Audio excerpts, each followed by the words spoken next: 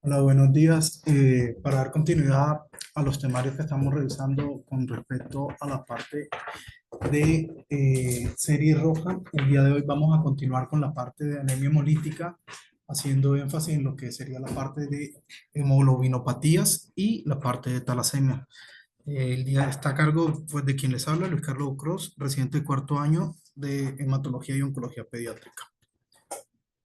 Entonces, haciendo un breve repaso de lo último que conversamos, teníamos que la parte de la anemia hemolítica, pues se considera que es una condición, pues en que en una condición de la vida donde la parte de los glóbulos rojos se acortan y se va a presentar una destrucción o degradación de ellos de manera acelerada, la cual no alcanza a mantener pues, los niveles óptimos y esto se va a ver repercutido en la disminución de los niveles de hemoglobina a nivel pues, global de la sangre.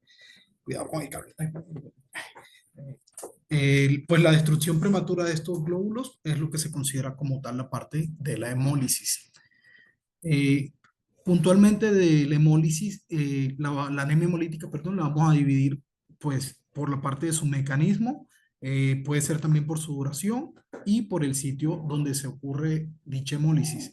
En las que nos compete el día de hoy, más que todo la parte del mecanismo sería la parte corpusculares o intrínsecas, que son las causas que son congénitas. Con estas vamos a tener principalmente lo que es la parte de alteración de membranas, deficiencias enzimáticas y hemoglobinopatías, que pues es la que vamos a centrarnos el día de hoy. Pues las otras que serían la parte de las extracorpusculares o extrínsecas, que ya son cuando son anemia hemolítica de origen autoinmune o no inmune.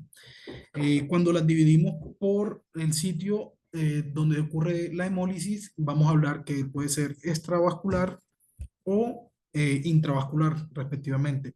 Y con respecto a a la duración, la vamos a dividir en aguda o en crónica.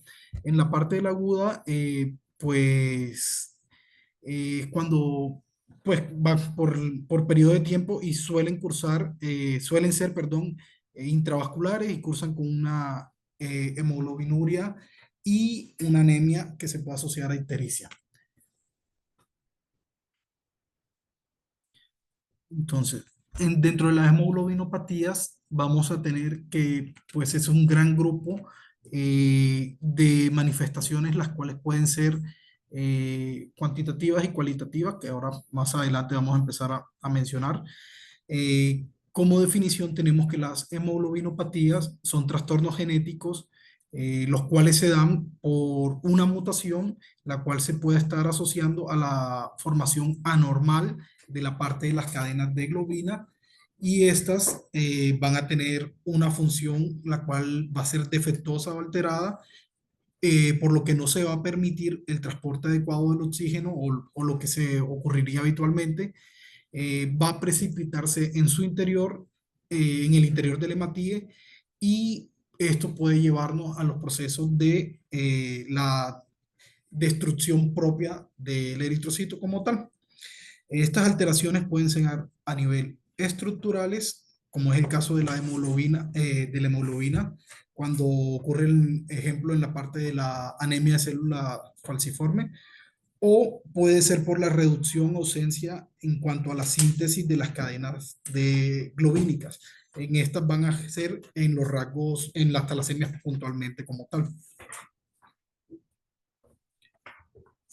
Entonces, en datos grandes cuanto a la parte de las hemoglobinopatías, tenemos que, pues por epidemiología, nacen entre 300.000 y 400.000 individuos con estas afectaciones cada año aproximadamente. Es una alteración en la cual puede presentarse a nivel cualitativo o cuantitativo en cuanto a la parte de las cadenas de globinas. Se ve o se puede ver implicado la parte del cromosoma 11 o el 16, el brazo corto en ambos pueden ser los que están afectados. Cuando hablamos más de la parte del cromosoma 16, hace más referencia a las cadenas beta, gamma, delta y Epsilon. Y la parte del cromosoma 11 habla más de las cadenas alfa y las cadenas zeta. Con esto se estima que aproximadamente el 7% de la población mundial tiene una variante a nivel del ADN, o sea, la mutación, la cual va a provocar una síntesis anormal o defectuosa de la hemoglobina. Fisiológicamente, vamos a dividir las que van a existir seis variantes. Dentro de esas seis variantes, vamos a tener que hay unas variantes que se van a presentar en la fase embrionaria, que van a ser tres, que serían la parte de la hemoglobina Gover 1, 2 y la hemoglobina de Portland. Y las otras variantes va a ser la parte de la hemoglobina F, A y A2. La F, pues que como ya sabemos, pues es de predominio a nivel de la vida fetal. La A, que es la que más común en la parte de la vida del adulto, que constituye cerca del 95, del 90 al 95% de la hemoglobina del adulto. Y la A2, que también puede presentarse en un porcentaje menor en el adulto, del 1 al 3,5% en niños y adultos, que es un poco menos frecuente que las otras. Entonces, en este esquema que buscamos reflejar es más o menos el curso de cómo va la fase de las hemoglobinas. ¿A qué me refiero? En la fase pues, postnatal vamos a tener altos niveles de la parte de la hemoglobina A, que sería esta línea roja acá, la A, tanto A como 2, A1 y A2, perdón, y esa va a ser pues desde el momento postnatal. En la parte prenatal vamos a tener que se va a ir aumentando es la parte de la hemoglobina B. Con respecto a las hemoglobinas que son la Gover 1 y 2 y la Portland, están al comienzo elevadas y van a ir, pues después del nacimiento van a ir disminuyendo notablemente porque son de la fase embrionaria como tal. Y estas pues nos van a ayudar directamente para saber cómo es el comportamiento de en cuanto a la parte de la hemoglobina y para tener de relación que aproximadamente después de los 6 meses de edad del paciente o de vida del paciente ya deberíamos tener unas presentaciones de la parte de la hemoglobina adulta como tal del paciente.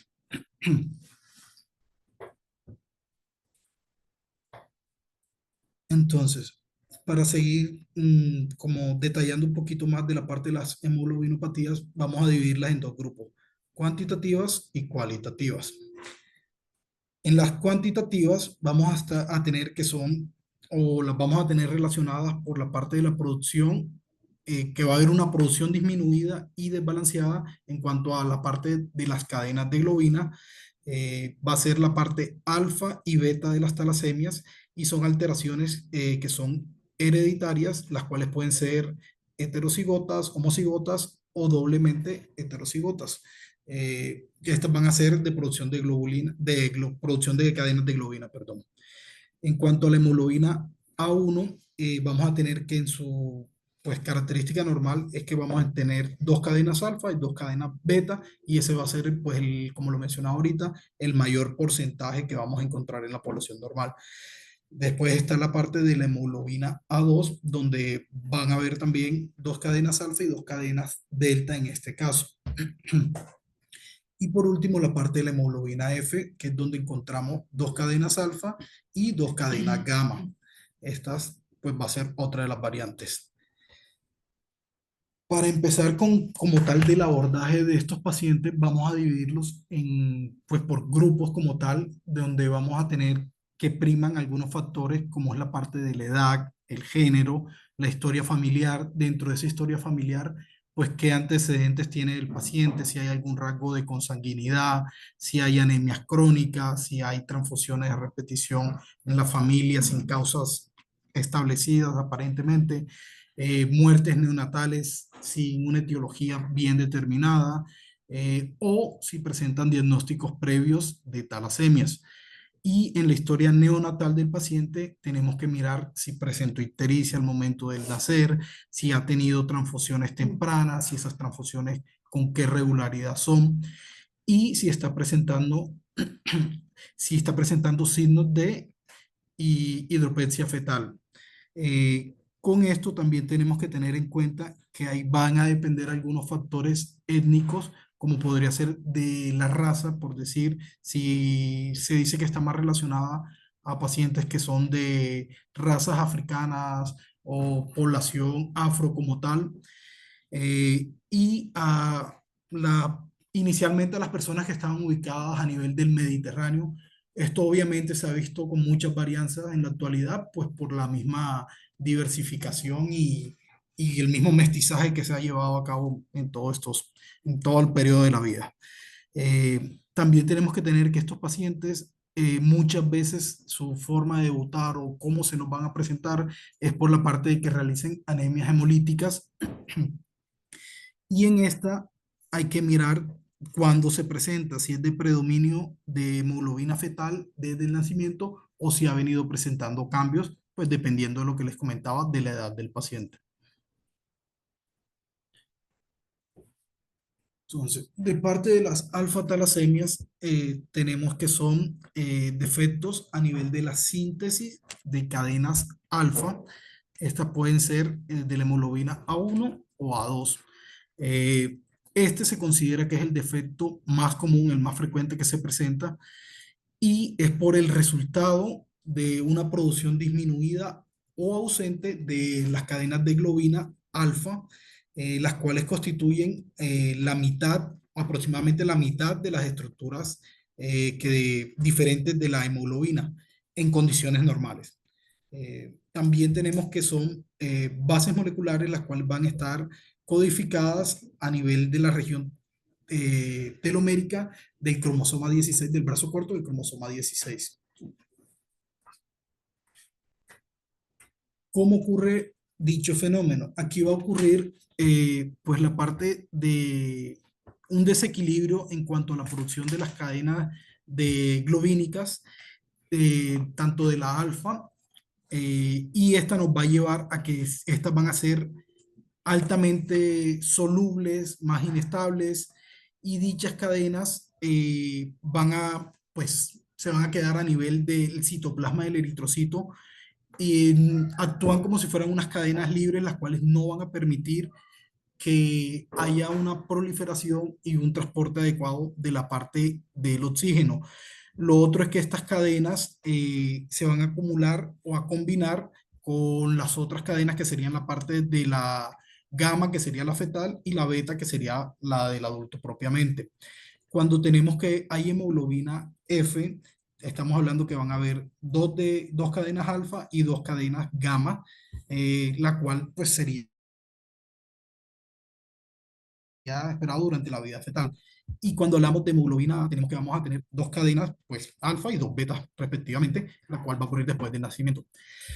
Eh, si faltan dichas cadenas alfa, ¿qué va a ocurrir? Que pues no se va a dar de manera adecuada la formación de la parte de los tetrámeros, van a ser tetrámeros anómalos, o sea, puede que tengan cuatro gamas o cuatro betas, y estas van a ser directamente pues llamadas hemoglobina de Barr o hemoglobina H. En estas pues van a ser unas condiciones patológicas donde sí va a haber unas características clínicas pues muy marcadas desde la vida, desde el momento del nacimiento del paciente, y estas pueden pues llevar a la parte de la inestabilidad del eritrocito para que no permita un transporte adecuado de todo lo que sería la función del transporte del oxígeno. Estas te pueden llevar a hipoxia tisular y como desenlace final hasta pueden llegar a producir la muerte de los pacientes. Entonces, tenemos que la hemoglobina A y F son altamente solubles en el citoplasma del eritrocito, mientras que las cadenas libres que van quedando no se consideran que lo sean. Y estas van a causar un daño por acúmulo a nivel tisular. Dichas cadenas libres van generando el daño continuo a nivel del eritrocito y va a generar un resultado final de una eritropoyesis, la cual no va a ser adecuada, va a ser ineficaz.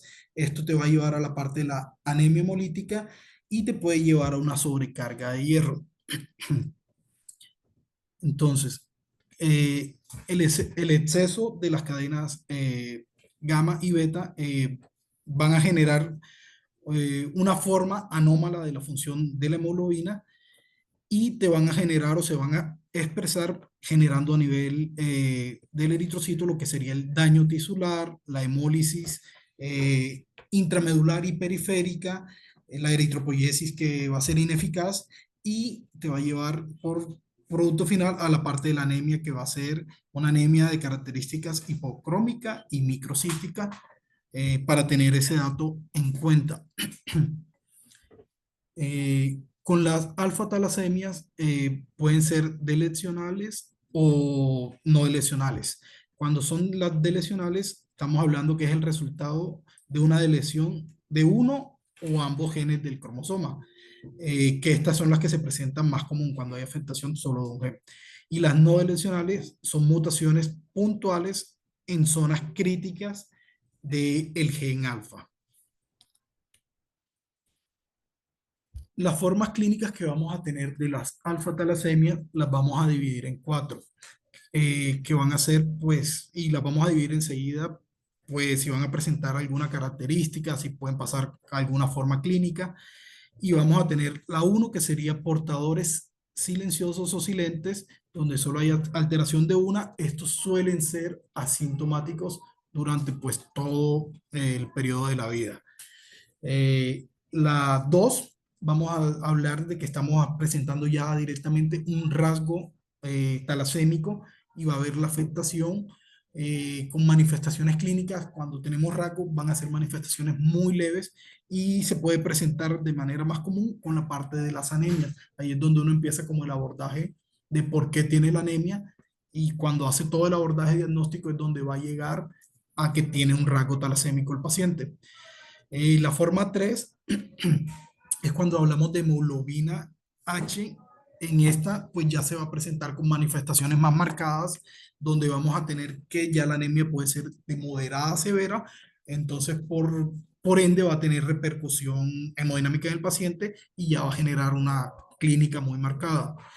Y la 4 va a ser la parte de la hidropexia fetal, en la cual no tenemos pues nada de la hemoglobina alfa como tal, y esta se considera que tiene una alta letalidad de manera temprana. Por eso cuando hablábamos de los antecedentes neonatales familiares, hablábamos de si habían antecedentes de pues muerte de, sin causa aparente de algún recién nacido en la familia, porque podría estar asociada a esta parte.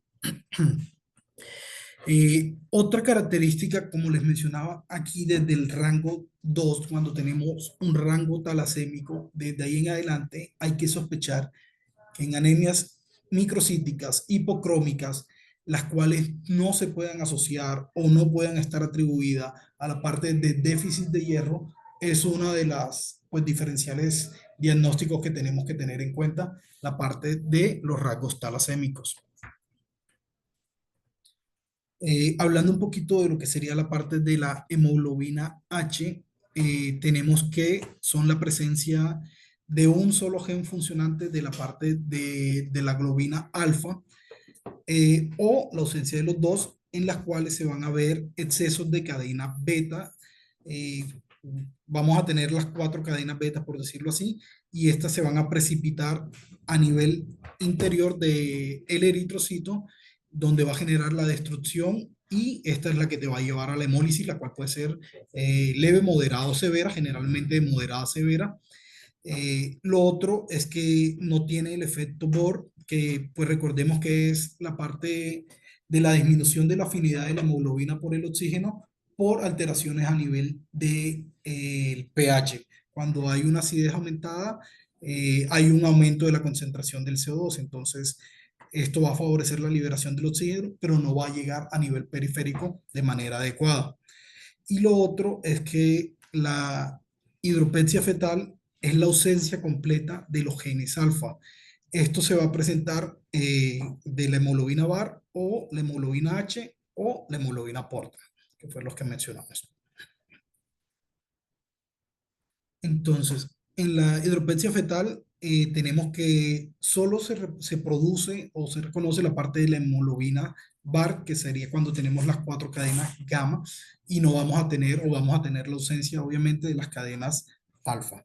En esta hemoglobina VAR tenemos que tiene afinidad extrema por el oxígeno, pero no se va a presentar una liberación adecuada a nivel de los tejidos.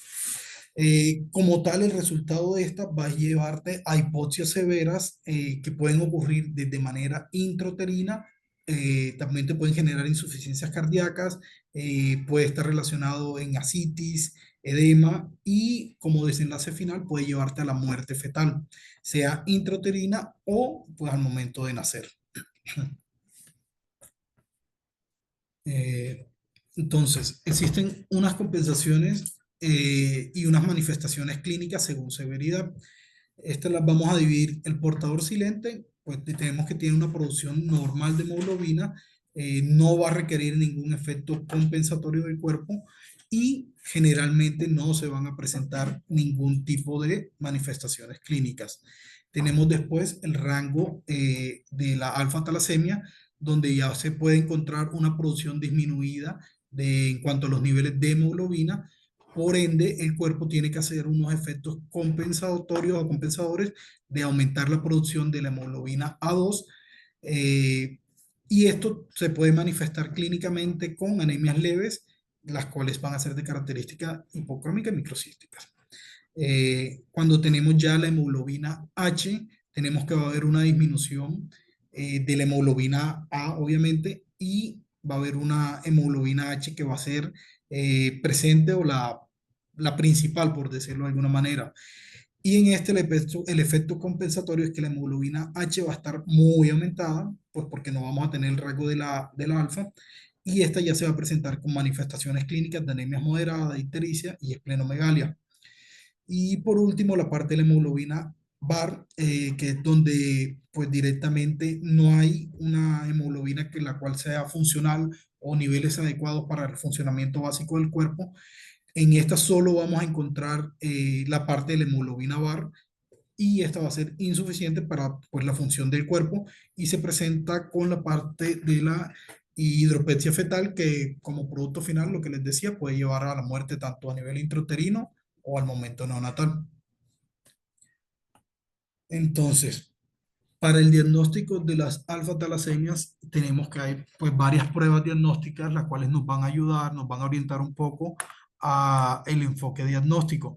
Dentro de esos tenemos pues la parte de la VH, como les mencionaba ahorita, va a depender del grado de severidad, si es solo la parte del rasgo talasémico, si ya directamente tengo una afectación de la hemoglobina H o hemoglobina VAR.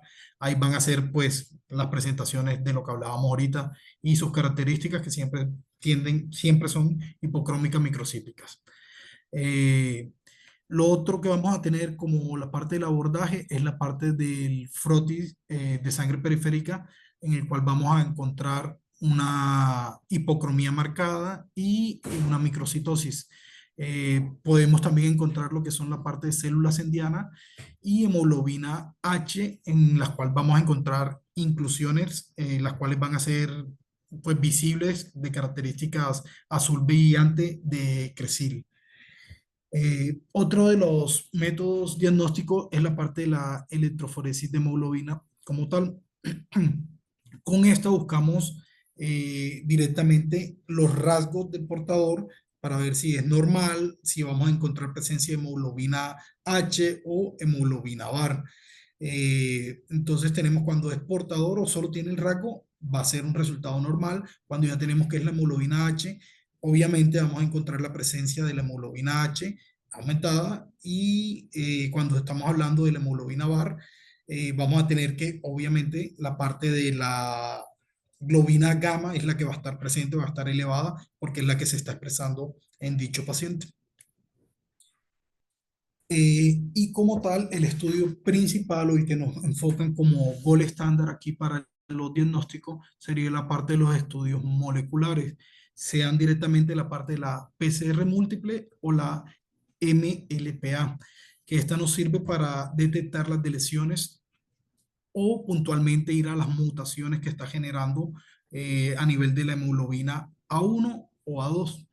Este se utiliza como para sellar o para dar el diagnóstico definitivo y en este nos puede dividir tanto si son portadores silenciosos o silentes, nos confirma si tiene de pronto algún genotipo o rasgo de hemoglobina H y también para el diagnóstico prenatal, pues con parejas que ya tú tengas un abordaje previo de que tienen un alto riesgo de presentarlo pues por el interrogatorio previo de la sospecha en la familia o que alguno de los padres tenga, sea la parte de los rasgos o sea ya directamente confirmado su diagnóstico. Entonces nos ayuda para la parte de completar el abordaje del paciente. Eh, Generalmente, pues este estudio es el confirmatorio, es lo que deberíamos hacer.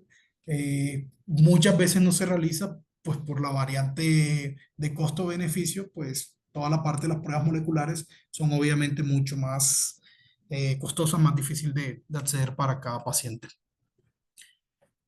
Con respecto a la parte de los tratamientos de la alfa-talasemia, vamos a tener que va a depender de cómo se está presentando en el paciente. Obviamente, en el portador silente, como es asintomático, no va a requerir ningún tipo de tratamiento. Ahí, en este caso, solo se pasaría a lo que sería la consejería genética, pues si hay lo parte del antecedente, como para que sepan que fue una detección incidental y que, pues, en este caso alguno de los progenitores puede tener directamente también dicho, ser un portador silente también. Ya cuando hablamos de rasgo talasémico, pues tenemos que la severidad clínica va a ser leve. El, pues el requerimiento o el tratamiento generalmente no va a requerir, pero cuando requiere generalmente es la corrección de parte de las anemias leves que mencionábamos, las cuales se puede directamente, como no va ligada a que sea carencial por hierro, entonces se pone como en contraversión qué tanto requiero del aporte del hierro, porque no me va a cambiar como tal, pues la parte de la anemia, porque no es una anemia por déficit de hierro, por más de que tenga características hipocrómica microcítica. Entonces, en este caso, se debería evitar la suplementación de hierro si no hay una ferropenia como tal, porque es una característica del paciente. Lo otro es cuando tenemos la enfermedad de la hemoglobina H. En esta pues ya vamos a tener manifestaciones clínicas que pueden ser de moderadas a severas. En estas sí ya nos hablan de que vamos a requerir un tratamiento. Estos van a ser con la parte del ácido fólico, transfusiones a necesidad pues de cada paciente, mirar cómo está la parte de la quelación, si está generándose fenómeno de quelación del hierro.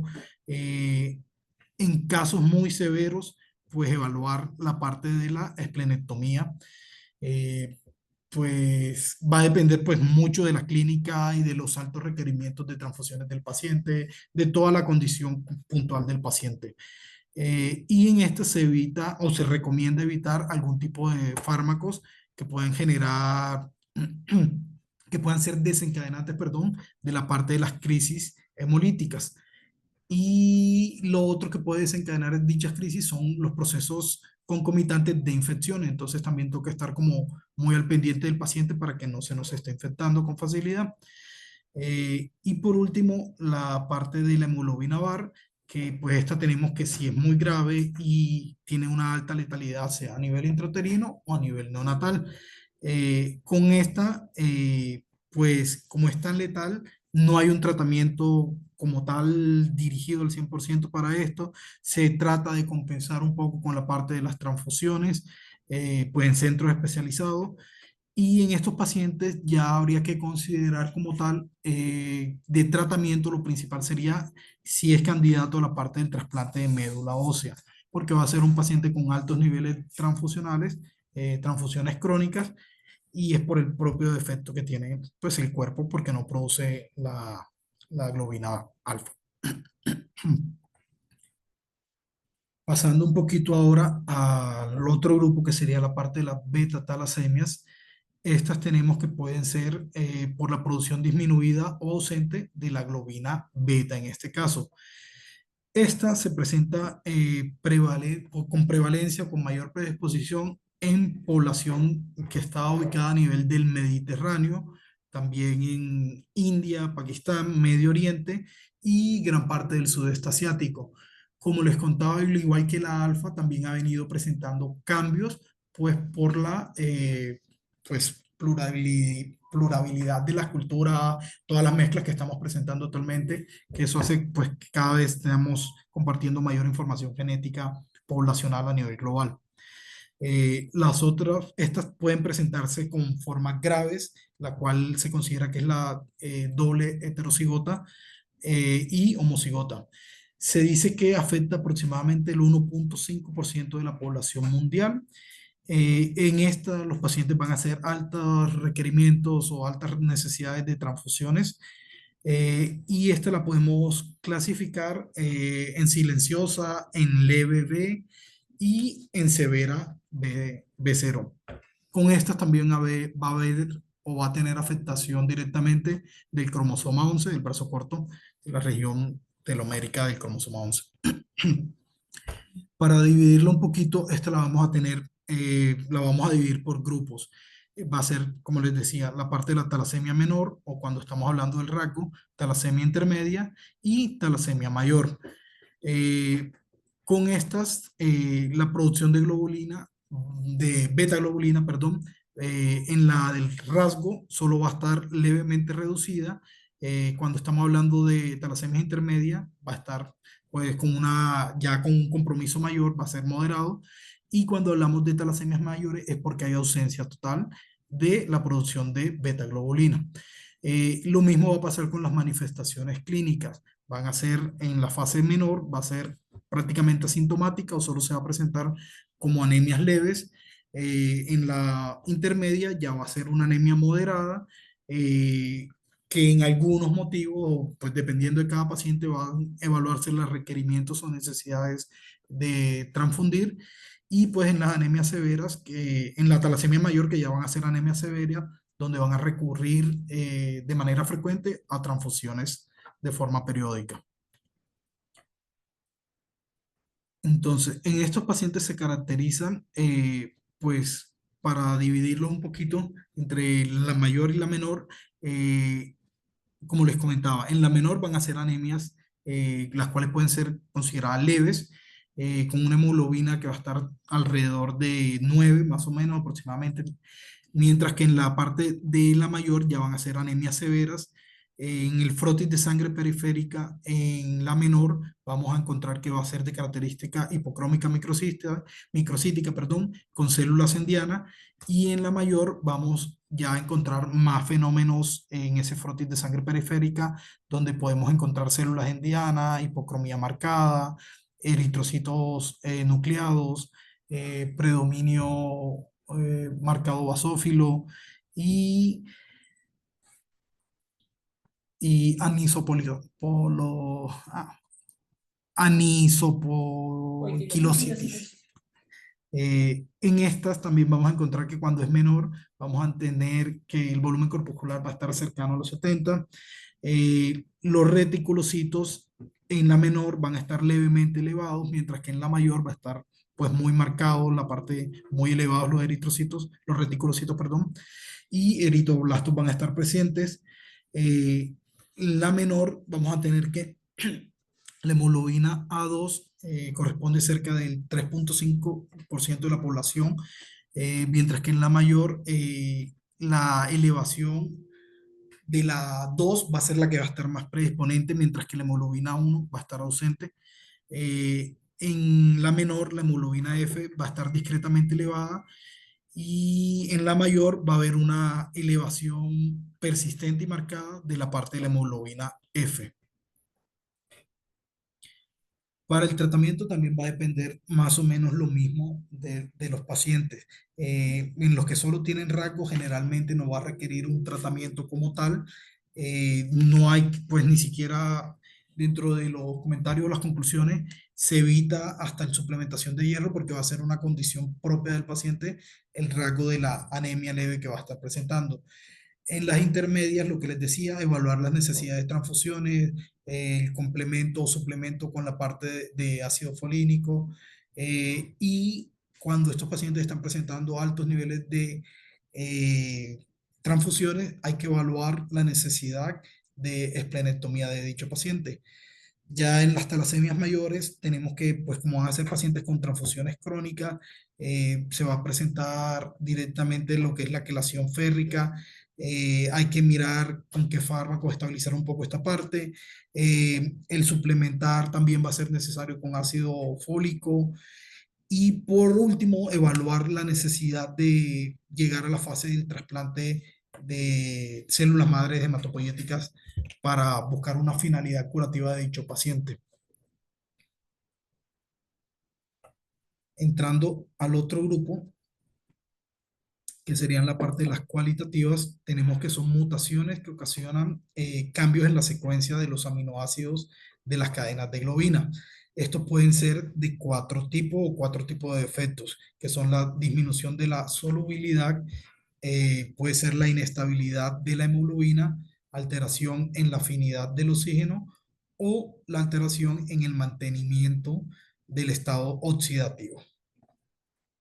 Entonces, en esta vamos a tener que la persistencia, puede haber una persistencia de la hereditaria de la hemoglobina fetal, la cual vamos a considerarla que de 6 a 12 meses va a persistir dicha hemoglobina. O sea, de los 6 a los 12 meses ya tiene que haber un porcentaje de esta hemoglobina del 1%, o sea, va a ir disminuyendo con el pasar del tiempo.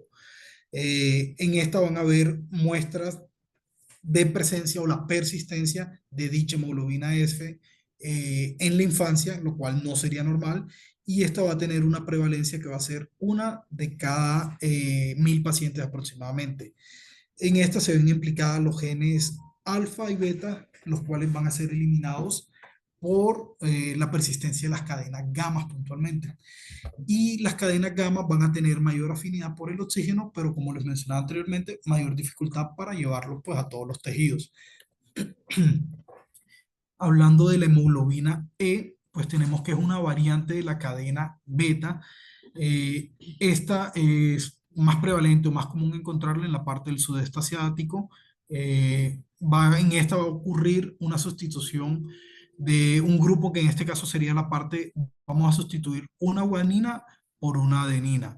Y esta va a alterar la formación de la cadena beta. En estos pacientes pueden ser asintomáticos portadores, sintomáticos, eh, asintomáticos portadores que, pues, como lo mencionábamos, no va a generar ninguna manifestación clínica, mientras que ya en los que son sintomáticos van a ser con características de anemias hipocrómicas microcísticas con volumen corpuscular medio, los cuales tienden a ser normales, y en estos van a tener una variabilidad que son de característica homocigota. Con esto se van a presentar mutaciones estructurales y pueden estar asociados también a defectos en cuanto al procesamiento del ARN mensajero. Eh, por eso en estos pacientes, pues esto es como para tenerlo dentro de los diagnósticos que pueden presentarse. No es tan común en nuestra región, pero para tenerlo que puede llegar a presentarse. Otro de los grupos sería la parte de la anemia drepanocítica como tal. En esta tenemos que, pues, va a ser la hemoglobinopatía más común, la más frecuente que se va a presentar. Con esta vamos a tener que va a existir un cambio en cuanto a la parte de un ácido glutámico por una valina en la posición 6 de la cadena beta. Esta inicialmente era prevalente en la parte de África subsahariana, pero pues sigue siendo prevalente obviamente, pero es algo que se ha diversificado mucho por todo lo que hablábamos de las mezclas multiculturales que estamos presentando en la actualidad. Con esta también tenemos que está ligada a la parte de su herencia mendeliana, va a ser de característica homocigota y puede presentar cuadros clínicos que pueden llegar a ser agresivos, incluso hasta mortales. Con esta, hay que el portador de la hemoglobina AS va a presentar una protección natural. O sea, dentro de esta patología, los pacientes que tienen la anemia drepanocítica actúa también como protector natural contra algunas patologías, en este caso contra la malaria grave. Por eso es una mutación muy común en las zonas tropicales o subtropicales donde hay alta predisposición de malaria. ¿Cómo ocurre este fenómeno? Va a haber una desoxigenación de la hemoglobina S, la cual va a generar una polimerización y esta va a llevar a la formación de fibras rígidas dentro del eritrocito. Cuando se forman estas fibras rígidas, pues al perder la elasticidad, el eritrocito va a perder su forma discoide y va a adquirir la forma de os o pues de os que conocemos, que es como tal o media luna. Con esto, el eritrocito deja de ser directamente anatómico para la circulación en los vasos y esto puede llevar a una circulación anómala o unas obstrucciones más bien generadas por la forma anómala de dicho eritrocito. Estos eritrocitos tienden a ser frágiles, por lo cual este paciente puede estar sometido con mucha facilidad a procesos de hemólisis crónica y por la forma anómala van a generar la obstrucción a nivel de los capilares, que es lo que vamos a desencadenar la parte de las crisis vasooclusivas. Como tal, en estos pacientes se van a presentar el resultado de una anemia hemolítica y puede estar asociado a un daño isquémico multisistémico. Eh, De estos también los vamos a tener por genotipos clínicos importantes que van a ser la hemoglobina SS, donde la anemia de células falciforme de características homocigotas, que este es de las formaciones más graves que puede presentar el paciente. Otro grupo que tenemos es la hemoglobina AS, donde solo vamos a tener el rasgo falciforme. Este va a ser de características heterocigotas. Y en este caso el paciente suele ser asintomático. Y por último, la parte de la hemoglobina SC, S-beta y S-beta, S-beta más y S-beta cero, que en estos van a ser compuestos heterocigotos. En estos sí van a haber unas presentaciones clínicas que la cual va a ser muy variable. Ya va a haber unas manifestaciones más importantes, las cuales van a ser de intermedias hasta graves. Como tal, en las complicaciones con este pues, muñequito, lo que les quiero mostrar o asemejar es que en cualquier parte del cuerpo se puede presentar, porque esta se va a dar por la misma oclusión y te va a generar la crisis. Entonces, dependiendo del lugar donde esté, va a ser la sintomatología. Donde ocurre la oclusión, va a ser la sintomatología.